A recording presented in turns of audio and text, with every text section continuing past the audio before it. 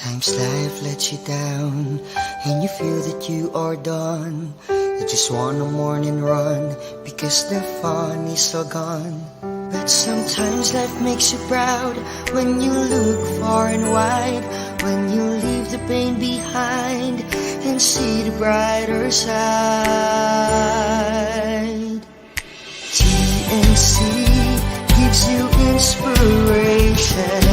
TNC reignites your passion. TNC starts your transformation. TNC helps you see the new you.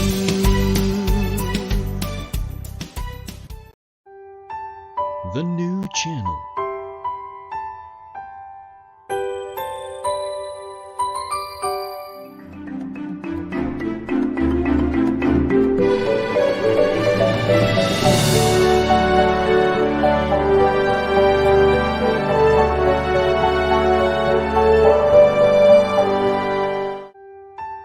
The new channel.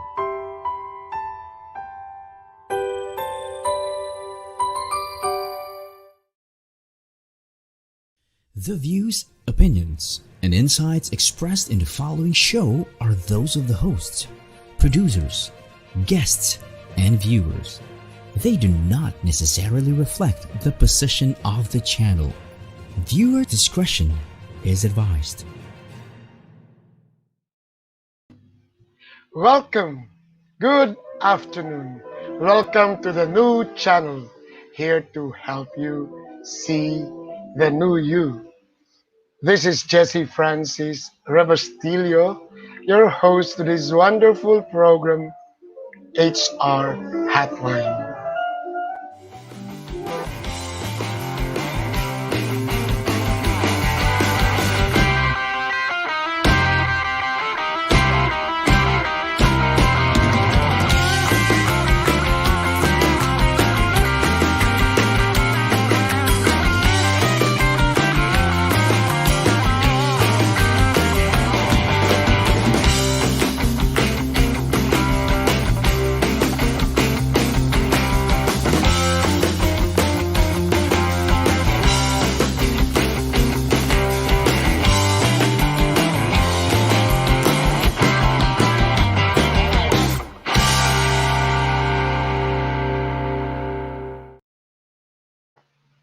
Welcome back to HR Hotline. Before I start with my insight for the topic of today, let me first tell you a story. Last night, after dinner, I was just thinking, you know, as president of the Philippine Association of Professional Speakers, PAPS, and currently now also as chairman of the Philippine Society for Talent Development, I was just thinking that all speakers and trainers must be together with this campaign that I would like to start. Of course, we try to help people mitigate and then continue their businesses, which is why we shared our talents. But I think everybody is launching forward, pivoting to the new normal, and thriving. So my point is, let us shy away from giving free webinars. Our industry has been flattened and we are battered. And of course, we also need to be entrepreneurial. So I started a campaign for all trainers, speakers, and also for the other side, for those who are seeking information education, learning, upskilling, upgrading, reskilling.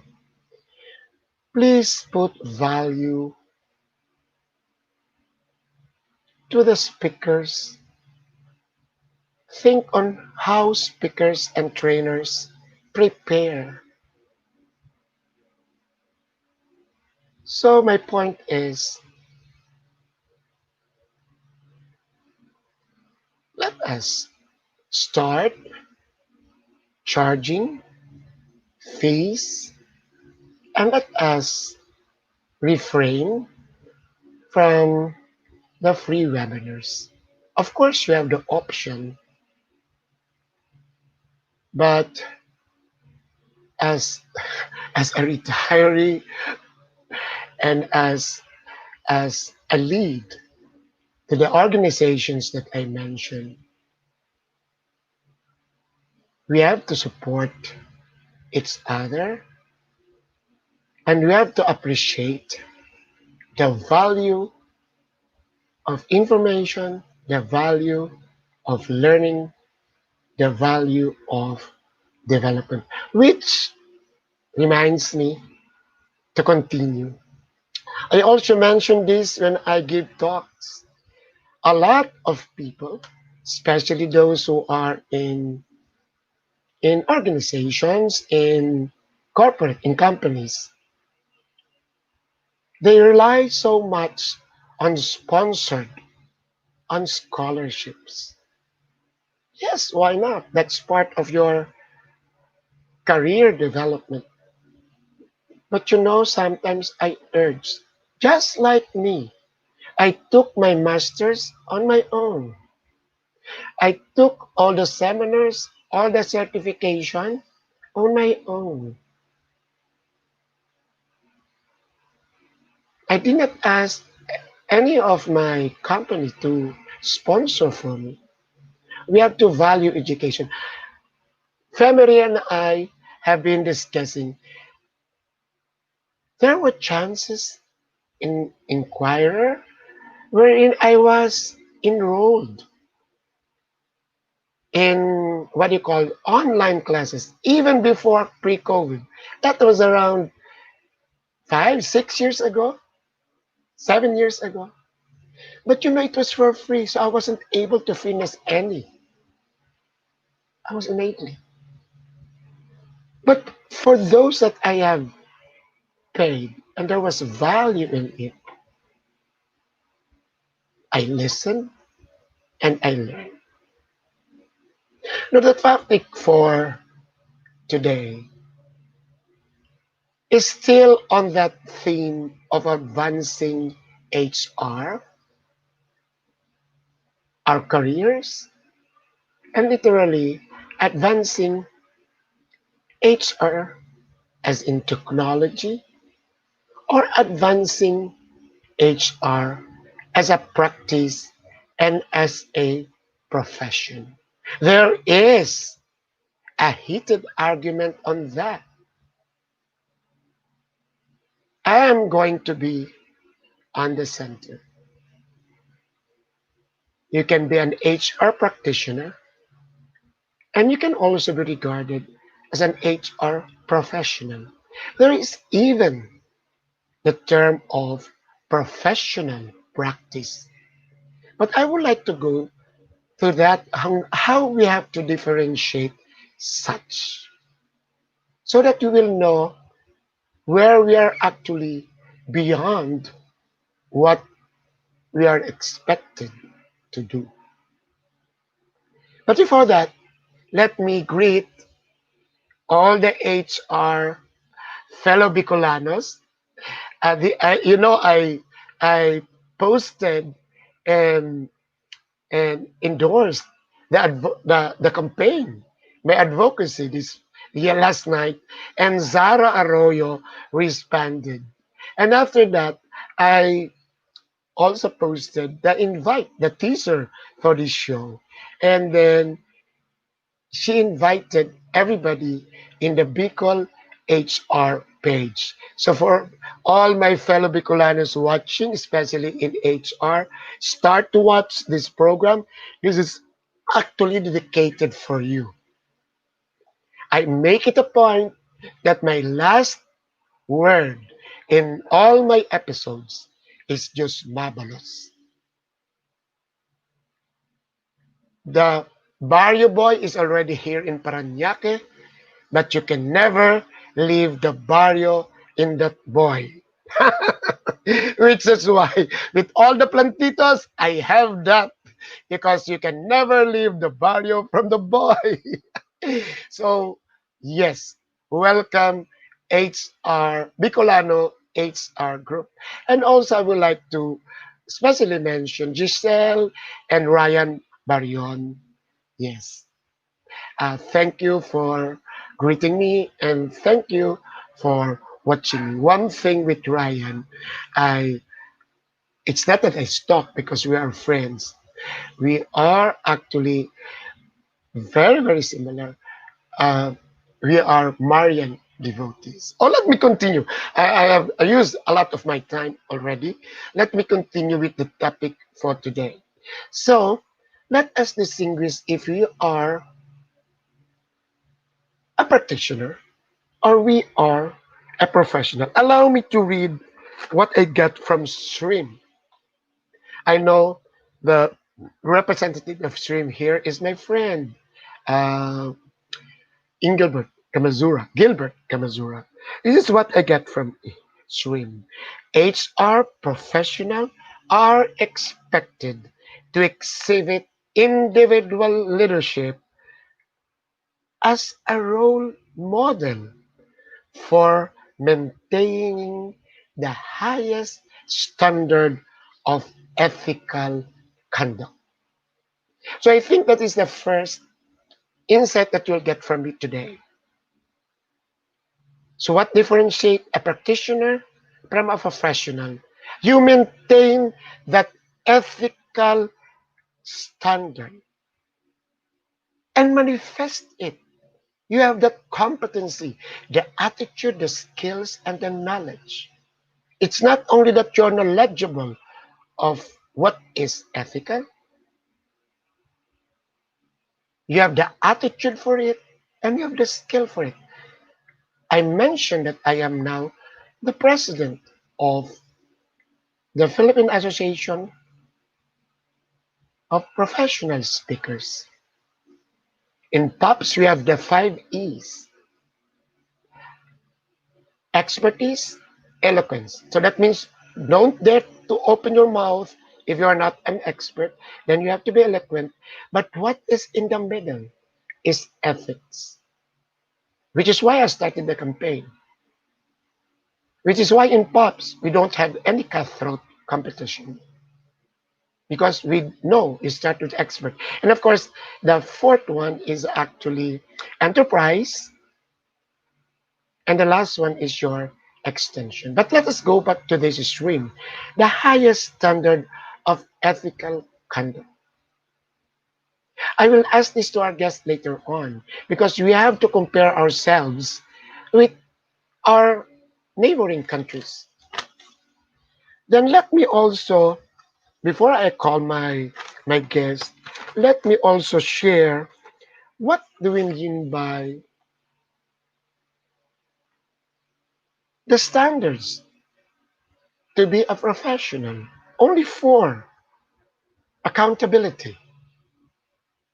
You must have, of course, you're given the authority, but you must have be responsible enough for what you do. So a doctor, a carpenter, or even a singer, you don't have any license for that. Or yung mangtataho, but you're accountable. That is for all. This is what you call the ethical standards for all professions. You are accountable that what is expected from you, you do it. The second one is confidentiality. So you are a professional when you are very much aware of keeping what is private and you are very selected and who should have access So that means you can be a professional chismoso. You can. I am a professional chismoso because I select whom that I should tell the information. Then, fiduciary. I have researched last night what it means. That is actually aware that you try to know what is the need of your customer and you keep your customer first than yourself. That is fiduciary. Nice. Then you are a professional, and HR should be a professional. Before you bring home the food during the Christmas party, make sure everybody, including the janitors, including the security guards, have taken the buffet, which I did. Before you take up all the trainings, ay nako, you attend the association, GMM, all the seminars, you are there, but you're leaving behind your staff. Fiduciary is your staff first, people first, before on your. I can still remember, growing up in Bicol, it was nice. Uh, we were living comfortably, but we are three boys and one girl, and there was a time I still remember when I was in maybe grade five, grade six, or early, and when there are food on the table, so and that was the time the eldest brother was actually growing up, so we have to pick up the best. And my mom, who is actually, nako, she has all the standards, the and the elegance, but I can still remember that she will say, okay, take the best part. I can still remember that. I can still remember that. It was actually service first to your children and before still have. Or even in the time that you, you, you, you, we went to the O. We come here to Manila to to what they call that in Pasay, wherein you have the the X, what do you call that, PX.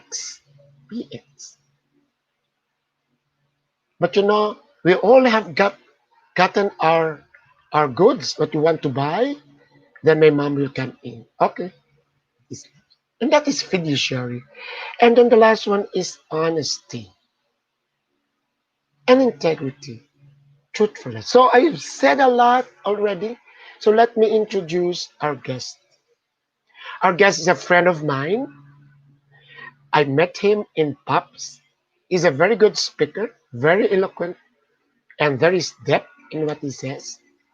And then I know that he was awarded the 2019 Asia's Most Talented HR Leader Award in the World HR Congress last year. And she is a certified HR professional and a director of the development of the Philippine HR Group.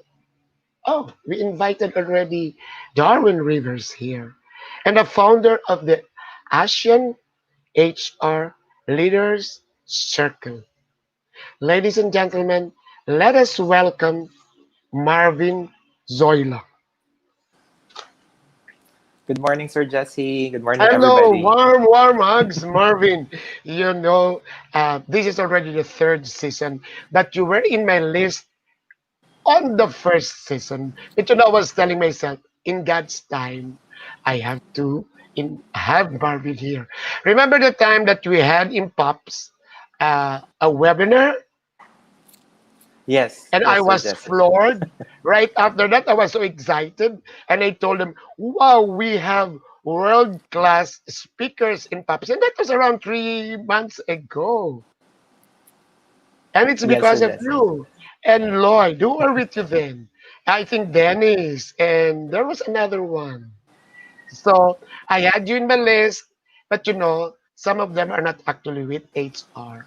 And yeah, I think you're the best speaker in POPs that can actually tackle HR uh, topics and things. Now, it's a little bit, I'm very sorry, Marvin. Okay. Now, how are you now? I know that you are all taking your MBA now. Yes, Sir Jesse. Oh wow! Eh, So that's what I've been telling everybody. I invited uh, Gilbert. I invited another guest, and we were telling them that to advance HR is actually to advance your career, and to advance your career is to have your continuous learning. So you are my idol, Marvin.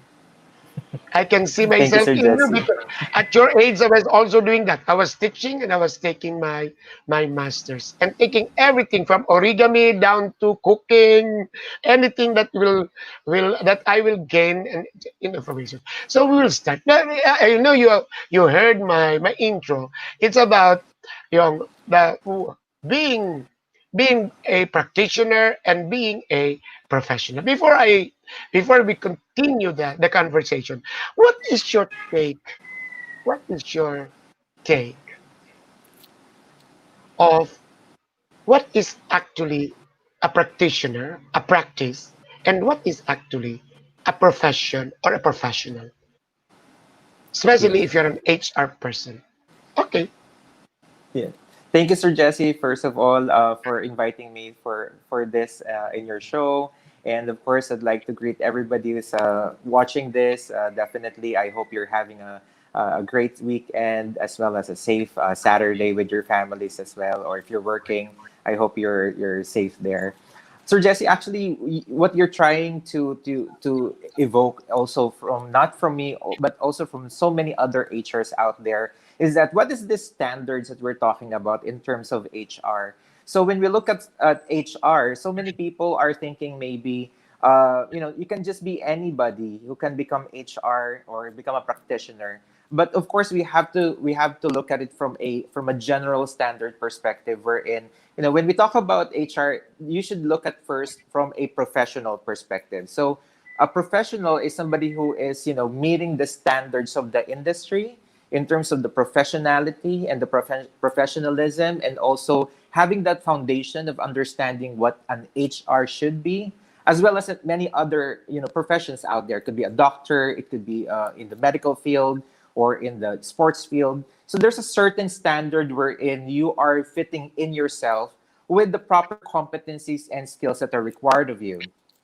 Now, on the other side, when we talk about practice, this is now your ability to be able to put into play, and also being able to enact all of the things that you were able to learn. But at the same time, your professionalism will be apt and be adopted to where you belong to. So, what is the best for the company? That is the practice. So it may not be necessary that you're good in the banking industry, but when you are now in the automotive industry or in the manufacturing industry, the practices may be different. So that particular standard may change from industry to industry or from a niche market to another. But unlike from a professional perspective, when you say you're an HR professional, it doesn't really matter where you are, you're being put into, whether you're in the manufacturing, you're in the entertainment industry. The professional expectations will always be there because it is based on a competency framework. So the skills, the Wow. attitude is going to be there. Wow, you nailed it. You nailed it. I told you, ladies and gentlemen, Zoilo nailed it. As what I gathered, what is good for me might not be good for the rest. So that is a practice. Of course, you have the competency and you follow what is expected from you. Maybe Right. you are just following the norm of your company, what your boss requires. Let us make it a little bit intriga. Say your boss will tell you, let us keep first paying our statutory requirements. And you may, Mhm. of course, as a like an obedient HR, you may follow. And of course, you are a bit guilty that you are not following the law, but that is your practice there. Or maybe the practice is that anybody who has an infraction, you let them go. That is your practice there. But what makes you a professional is it actually what is expect you achieve what is expected from you, actually following the norms. Am I right, Zoilo? Is that what we mean? This is so nice. Am I right, Zoilo? Yes, that's correct, Sir Jesse. Wonderful. Oh, so all the viewers, that is clear. So let me ask you, I don't know, pardon because I didn't ask you to prepare for this. So what are the standards of an HR practice muna? Doon muna tayo sa practice. So can you tell us one or two or three or five, what are the standards of that practice? So Jesse, if I may share, just recently, about 2 weeks ago, I was reading an article regarding the ASEAN region article, wherein they said that there are three major reaffirming pillars that HR should be practicing. I'm already Right. jumping from the ASEAN because my organization, the We'll ASEAN discuss HR that later. leaders. We'll discuss that later. So We'll discuss. there are general practices that should be done, at least from a perspective of you being able to understand uh, the human aspect of the organization, being able to provide services to your employees, understanding your leading, organizing, and controlling functions as well, and of course people management is a general practice altogether. Yes. So that means, as I understand it, first you must ensure that there is security for the people working with you, and then you are hiring the right people. You are hiring the Right. right people. Those are the standards. And then, of course, you are fair. As regards Correct. you just mentioned it, you are fair as that means that uh, for your compensation or for any bonuses, it is based on merit or performance, and Right. then your training is equitable. Am I right? And then you are transparent. I think those are Correct. the standards. Those are the standards that we have to do as an HR practice. As an HR practice. Am I right, Zoilo, that whenever in any industry that you have to go, you have to follow those HR practices, hiring the right people, making your actually what do you call that? Fair, equitable. Diba? Lahat naman siguro. So those are the things. So how do you become an HR professional?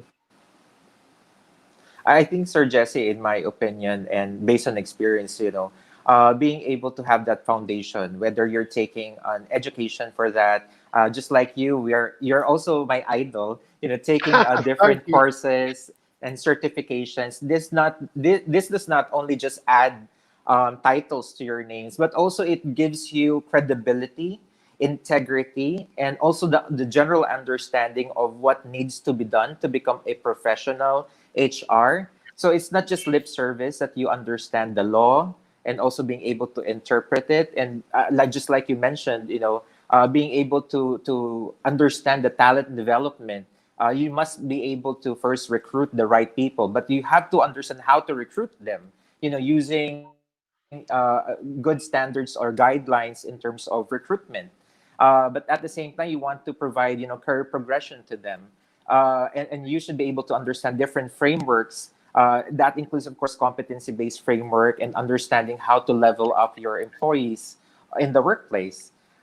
So those are the general professional requirements if you are in the HR field. Wow, again you nailed it. So what I gathered from you can be the best HR person, and you mentioned it as a practice. You would like to have the best people in your organization, but you are pirating. You are pirating from your friends. So you will be the judge. Are you practitioner or are you a professional? Am I right? That is a joke, Yes. actually. Yeah, that is what I gathered from you. Okay, before we have our first break, one question, Marvin. So, how should an HR person behave?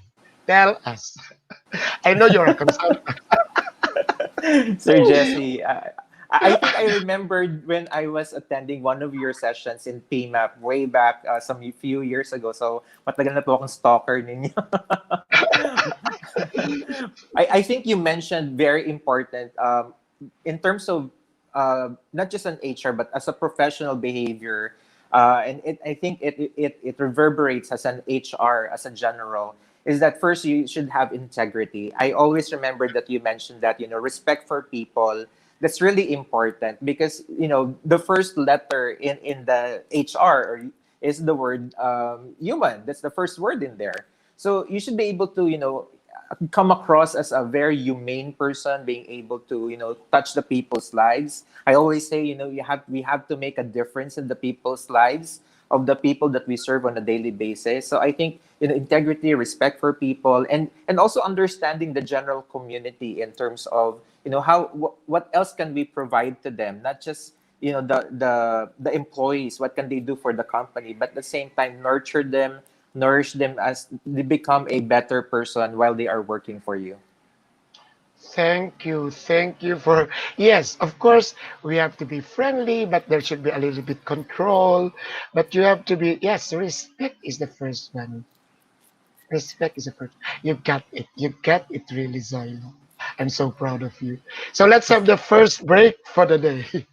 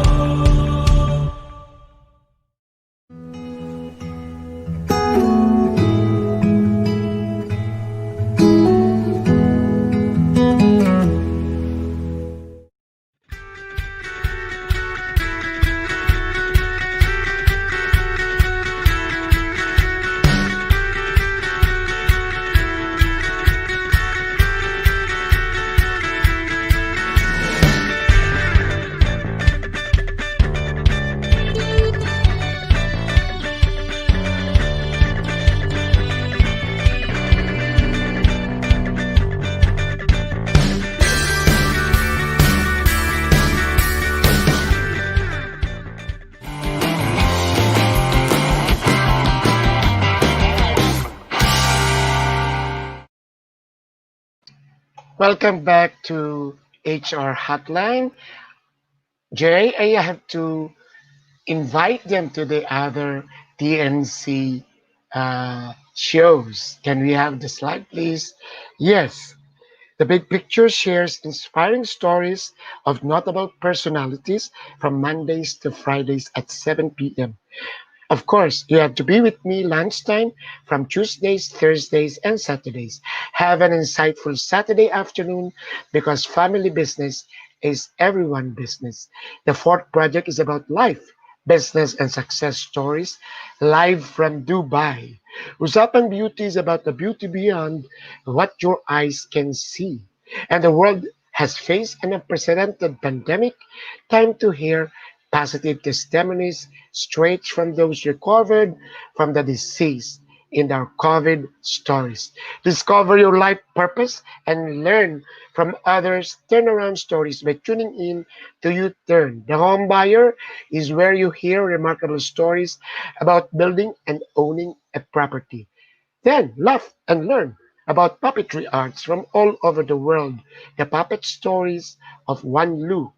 Then our marketplace, an online night bazaar on Thursdays and Fridays. YOLO is for all of us to understand that law is fun and cool, and watch and learn about money and more. And there is what we have a show on two leaders in one platform, the TNC, the talk. And the after shift is a chillaxing show about your choices and lives after work. Discover and learn strategies of self leadership to win in life through win within. And dream, achieve, nurture, and inspire. Tag your kids along and watch the Danny Art Show. We have a global issues common interest show on foreign affairs, Healthline, Awesome Day, Women at Work, Cyber NXT, Tech Q, and of course the TNC Hotline Town Hall. Wow! Thank you, Jay. We have a number of shows, and this is the new normal. This is an alternative. So alternative from your TV, but you can use all your gadgets. And what is nice with live streaming, you can share it later on. If you're interested, you PM me, and I'll give you a recording or the playlist. And you know, I am glad that PP Obit is here. Then we have Sarah Zamora Arroyo. Then we have Sharon Rivera. What we can do is afterwards, I'll send you the link, and we can share this. I'm very, very much interested with this practice and profession topic. And I think I'm going to look for somebody. Can I ask for a volunteer? I would like to discuss more on ethics. On ethics. What is ethical in HR, in training, or in management? I remember when I was in college, and that is way in the 70s, late 70s. What is good management? What is good management? Okay, so let's have Zoilo back. Yes, wonderful sharing with us how we are supposed to behave and what are the roles of HR. Now, let me ask you, are we at par with our neighbors? Because I know you're the founder and you have an ASEAN HR Leaders Circle. Are we at par? Tell us, Zoilo. I think, Sir Jesse, in terms of the ASEAN region, I remember again one of the ASEAN, just recently, September 16, I was watching a live stream of the speech of the ASEAN Secretary General, Dato Lim Jokhai. And he mentioned about, being able to share different practices within the region, whether it's the Philippines, in Thailand, or in any other country. I think it boils down on resiliency and also different topics that will be helpful for the new normal innovation. So I think the Philippines, from what I see, at least from what I experience, is that there are some companies that are already in that particular edge, but most of us in the region, in the Philippines especially, maybe 50-60% will still need to go away from the traditional. So if you're using still a payroll system that uses Excel file, or even the Bondi clock where you have the time card, I think that's, it's about time to think about, what's the new thing that's happening right now. Even the recruitment, if especially right now during the pandemic, if you're asking people to go to the site for an interview, for a short interview, whether it's an initial or in the next level interview, I think you should be thinking about innovation wherein you can use StreamYard or Zoom or many other platforms online. There's so many other organizations who are lucky enough, like the big companies, multinational companies, but even them, they are still stuck on some level of traditional thinking. So I think what the ASEAN region is saying is that, example in Singapore, they have almost 70% of their employees using online platforms, bringing home their desktops, bringing home their laptops so that they can work from home. In Vietnam, they have now applications, meaning cell phone apps that they can use in terms of doing their attendance. They can use geolocation. They can use what they called an online learning or an e-learning. There's even a micro learning. If you haven't heard of that, it means that these are very short videos, bursts of streams of videos, maybe 3 to 5 minutes, wherein you can learn from it. And then if you're traveling, or you only have some time within the day, maybe while you're even cooking or you're doing some errands at home, you can watch these videos, and this will be part of your career growth and career progression in your workplace as part of your training and development programs. And I've been partnering with Vietnamese company called Move Up. It's an app. That's the name, app. And they have wonderful video content on that. And also, when I was working in Malaysia, where the ASEAN Asia Leader Circle Malaysia originated, they have now a network. They have a channel wherein you can be part of several forums, and there are breakout sessions wherein you can have leadership skills training with other leaders from another country, from 5 different countries. So mentoring had become very, very close, to the touch of the screen on our hands. And I think a lot of organizations think always that if you want to invest on something innovative, it means millions of pesos, which is not true. It could be just, 25 pesos every month for your company. And, you have access already for these online courses, or maybe some streaming courses that you can use. So there's so many other things, Sir Jesse, that I'd like to share, but I think that will be helpful if they can go also to our channel, in the ASEAN HR Leaders Facebook page. Sure, sure. Marvin. I was just thinking while I listening to you. Uh, we are actually at par, and actually, we are even better, but only for a select group of Filipino companies and HR. Because what you mentioned, I already have gathered that, of course, I will mention it now. Sa Ayala, the group of JP and of Gokongwei, Mr. Nick Lim, or even um, uh, uh, yung kay BP Lean's organization, or even the BPOs, uh, Right. Michelle Garcia's Dexcon, and then we have uh, Saitel. They're already doing that. But what I'm afraid of, because you mentioned earlier, uh, that those are still who are still in the traditional. So maybe first is the appreciation of what talent management is. So the question is, nakakawindang. So where shall we, what is the starting point if you are in that situation?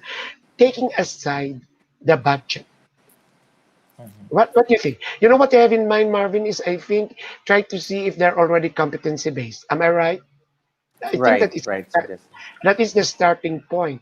And then after that, what you mentioned is you have to put a little technology in what you're doing.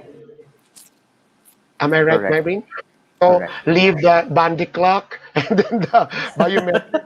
There is already there is I from Salarium I just get it. There is a face pass wherein it's all in one, even the temperature that you have to get. So try to, and yeah, you are right. It's not really expensive because a lot are actually subscription. And then I know graduates of STI, what's the other one? Of AMA, they can come up with apps. We have Correct. friends in PAPS that they can come up with apps. Diba, Marvin? Yes, sir. Yeah, Correct. yeah, yeah. And I I think know, they just really need to look at what's in the environment here in the Philippines. I'm sure there's a lot of people out there who can do similar things. That's globally accepted. Allow me to share this. When I was uh, in in Inquirer, I initiated job market online, and um, I don't have any any knowledge, technical knowledge on programming, as a developer. You know what I got? I didn't even partner or got a an agency to do that for us. I had on a project basis only two, a programmer and a developer, and we were able to do it. Everything was just coming from me. So I'm just giving an idea that it's Ulrich's competency that HR, for you to really embrace change, you have to initiate and put a little technology in what you do. So the next question is, how shall we elevate HR? That is actually our first topic, how to elevate HR in the Philippines. Okay, tell us, Zoila, how can we elevate that? Or what are the things that you do? Okay, Mhm. how Actually, can Sir we, Jesse, yes, sir. Yeah, yes. thank you for that question. Actually, Sir Jesse, I was thinking about some questions similar to that when I was having my MBA class just a few weeks back, and they mentioned about how can we even provide a new way of looking things. And I think from an HR perspective, I've been hearing this for the last 3 years. I'm also a member of the Lean Management Association of the Philippines, and they mentioned that in terms of process improvement or in terms of general improvement, it should not be limited by just in the manufacturing industry or in the automotive industry or in the banking industry. HR can actually be elevated as well from many different perspectives. One thing is definitely technology. So technology we already mentioned, you can use that in recruitment, you can use it in talent development, you can use that as well even in payroll. You have Sir Jesse mentioned about Salarium, and of course we have so many others like Sprout Solutions, etc. But I think it's a multi-sectoral body of work that people will have to understand. When we talk about elevation, we have to think about an agile mindset. I also believe that I always consider myself as an agile HR. Usually, when we talk about agile, we talk about Six Sigma or maybe lean management. We're talking about so many other ISO. But I think it's critical to understand, what kind of coordination, what kinds of things we can launch in terms of the development of skills as well as the education of our fellow HR practitioners. So understanding what kind of representation can we provide in terms of the socioeconomic, landscape where HR can provide. So, example, an insight on looking at how to improve your attendance, how to improve your lost hours, how to improve competency development by looking at career progressions in your talent development pool. Even creating a management development program in your organization may not necessarily be a massive scale. You can start with having people attend online sessions or recommending them with pockets of learning that you can use online. YouTube is a very good source of materials. You have different channels out there that is considered to be very very useful, such as TED Talk, etc. So elevating the skills level of an HR also takes some prime time in terms of practicing. Just like you mentioned, Sir Jesse, I think having the time to practice, and I think similar to what you're doing right now, which I totally say kudos to you, Sir Jesse, because you're helping people, you're helping fellow HR by having people watch you and share your insights alongside with different guests, giving them insights, whether it's going to be something that they can use now or use them later on.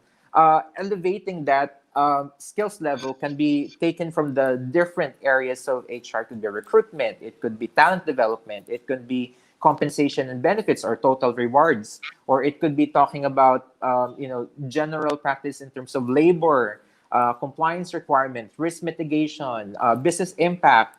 There's so many now, many other aspects that we veer away from the traditional concept of HR, which is recruitment only or payroll only. So we can expand the idea of human resources from these aspects and this little, subcategories of HR that will be useful to the business. And I haven't even mentioned, Sir Jesse, about business partnering. That's why I'm taking MBA, because I think being an HR, you should be a business partner, and that's how you elevate, and that's what kind of value adding to you as a professional HR to the business. You're not just there as a transactional person, wherein okay, you give the SSS, PhilHealth, and Pag-ibig loans, and then you go there and that's it. You process it. But if you're an HR business partner, you're providing a value adding point of view, which could be about data analytics. It could be, it's very much data driven. You can use many different framework from other fields or other practices that will be useful in the HR community or in the HR field that you're where you belong to. So I think elevating can be taken from many different angles, from many different aspects. But I think it's quite endearing to understand that the skills development that we are into is adapting already to the resiliency of HR, and also looking forward of the future of work wherein we integrate ourselves with some kind of technology and bringing more to the value that we have as an HR practitioner. I think that's it, Sir Jesse. Nako, nice. You nailed it again. And your former colleague Al Perez would like to greet you. And of course, Tina Moran. Tina, they're watching us. Yes, you're correct. You're correct. It's actually it starts from us on how we are going to really put in um, just a little of of elevating what we are doing now. Before we have our second break, I know you have a lengthy answer again with this one.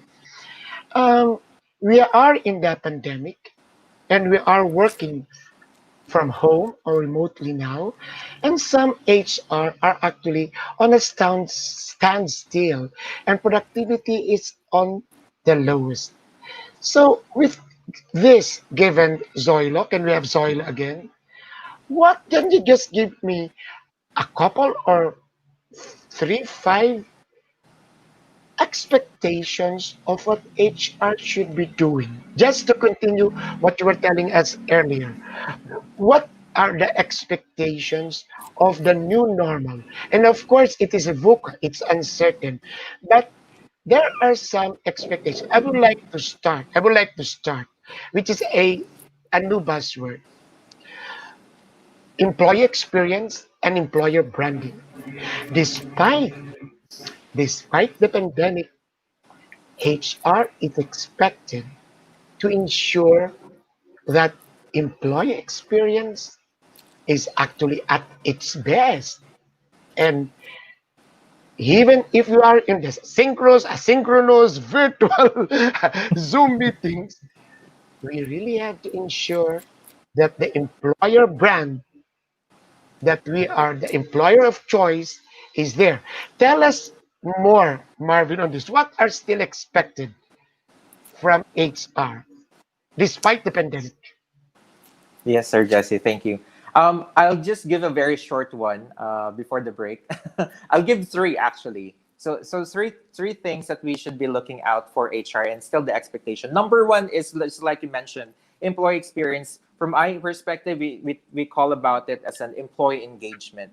So employee engagement doesn't stop just because you are online, just because it's virtual. There's so many other things that you can do, and there's so many innovative things that you can do out there. You can do Zoom parties, you can have Zoom Bible study if you wanted to. You can even do Mobile Legends. A lot of millennials are doing that right now. Some online games. So this now definitely number one is to continue doing employee engagement.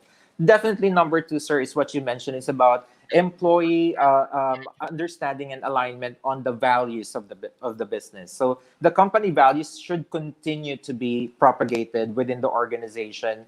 It doesn't need to be just posters, just like before. You have your company policies or company values on the walls, but now you can actually do it as well on social media. If you have a Facebook page, you have YouTube, you have live streaming that you can do. You can invite people, just send them links, and they can actually check that out. So aligning the employee value and the employee company value to the employees, that's very important. The last one definitely is to ensure in terms of internal equity. So sometimes if you're working from home, sometimes you can give much more time to a certain person but not the others. So being understanding of the work dynamics that is happening right now, especially those companies who are doing work from home, regardless, because the company that I work with, we have different places in the Philippines, and you have to be in connection with them all the time. So providing that internal equity, understanding what their needs are, whether it's in their salary or their just their delegation at work or attendance, things like that. So I think all of those traits are still very important as an HR. That's it, Sir Jesse. Wow, I am so proud of you, Marvin. The last one actually is you are really have to ensure culture, an authentic culture in the workplace while you are Yes, working. And these are workspaces, remember. correct. And that is actually a challenge for HR, how you're going to do it. So we veer away from the traditional thing of the timekeeping of the, and then we really go to what is really HR, and that is HR with a heart. Okay, well, let's have the second break, and after that, one or two questions before your parting message.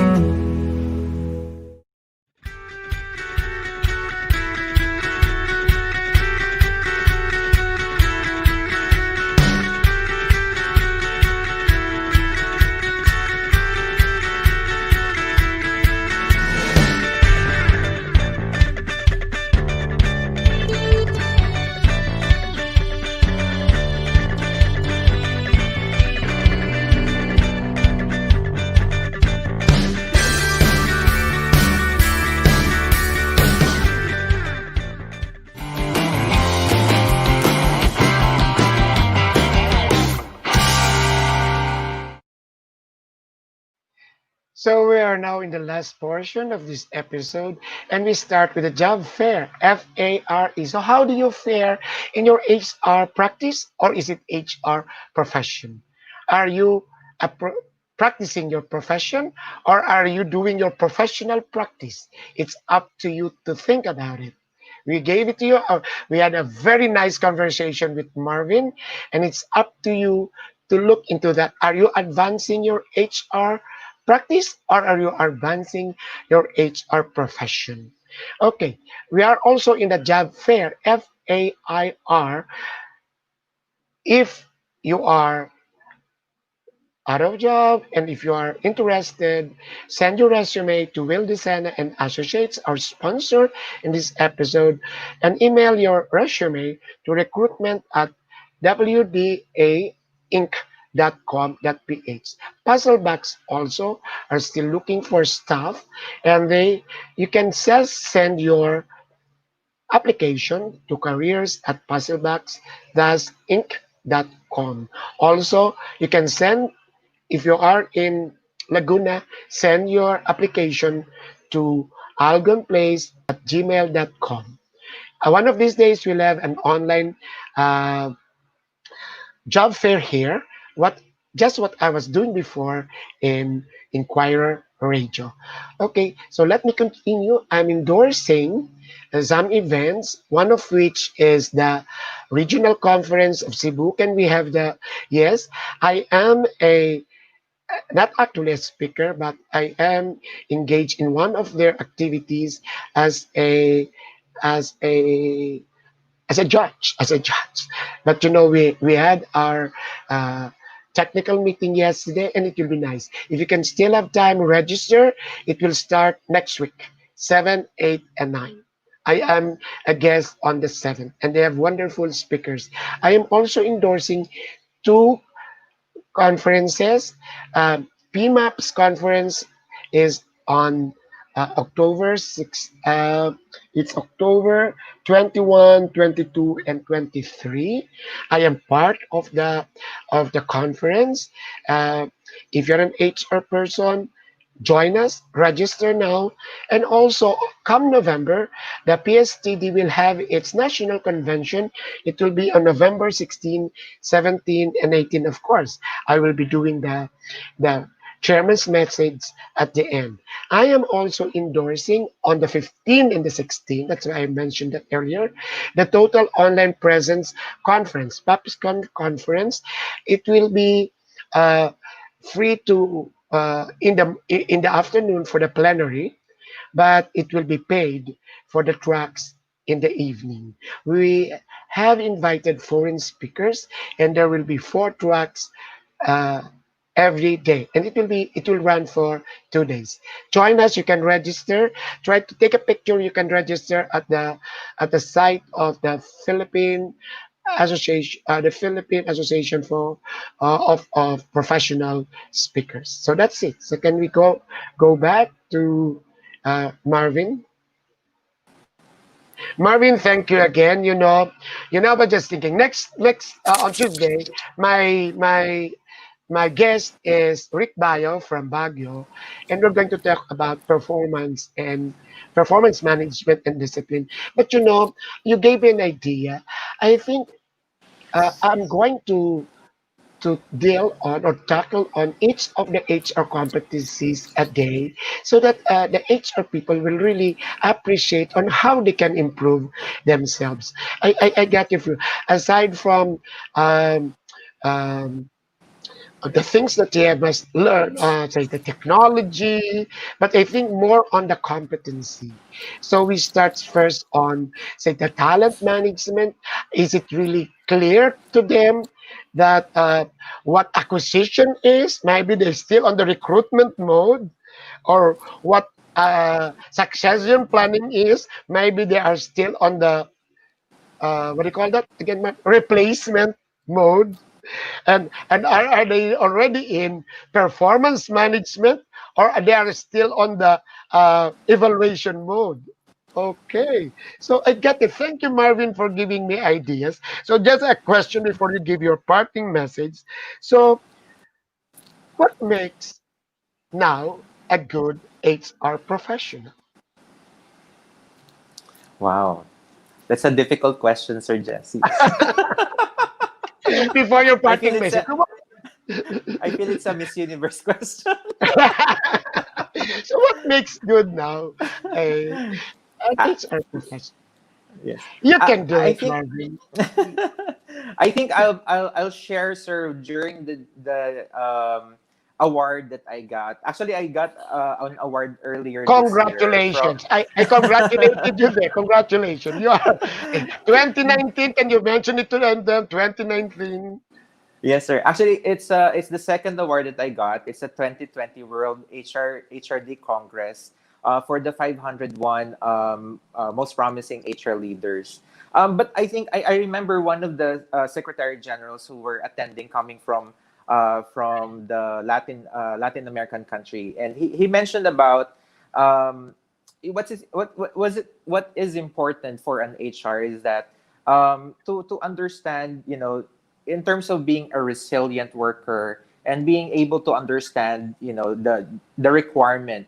Number one, it could be about information technology. So being able to harness understanding of information technology, not just the IT in itself, but the info security, data analytics, so that when we make decision making in the workplace, that will be something very useful to our colleagues and also our business owners. The second one would be is understanding also the business dynamics in itself, because each particular industry, you will have a different way of looking at it. So whether you are in the recruitment, just like you mentioned, if recruitment to you is just interviewing people, then maybe that's not enough. There's now recruitment marketing, meaning being able to address understanding to your market audience. What does your company stands for, and do they appeal to them, and do they really understand that if they become part of your organization, do they really understand that it's something that will be helpful for them in their career growth. And lastly, of course, in terms of being a productive citizen inside the organization, meaning you level up yourself, even if you're just a if even if you think you're just an HR, you are an HR. Your influence, the circle of influence that you have, matters, because you provide, very sound decisions, and those decisions come from foundations that you have in terms of the competency requirements of you. So I think, being able to understand all of these layers that will help you to become an influential part of the organization, that will be helpful in terms of critical thinking, in terms of being a sound decision maker. This will be, a great aspect of you as an HR practitioner. Wow. I love that. I love that because you are an influencer in your organizations. I love that, Marvin. You nailed it. We have to share this episode. So, can I we have your parting message? Thank you, sir. First of all, again, Sir Jesse, thank you so much for thinking of me, being part of your show, and I've You will always come back. really. You will come back, Marvin. Promise me. On the fourth season, you will be in my show again. And we'll talk about HR business partnership. I already have listed it. I already have listed. Yes. Okay, please And continue. Pardon my cutting you. no problem. I've been always a fan of yours ever since, and I always think that you're such a great mentor to a lot of us. So it's been a great privilege for me as well to become part of PAPS, and really hone as well my understanding, not just of an HR person, but also as a general professional. For the other HR out there, I'd like to call on you, and even make you feel that you should be empowered, and you should think that the job that you're having is really very, very important in organizations, especially during the pandemic.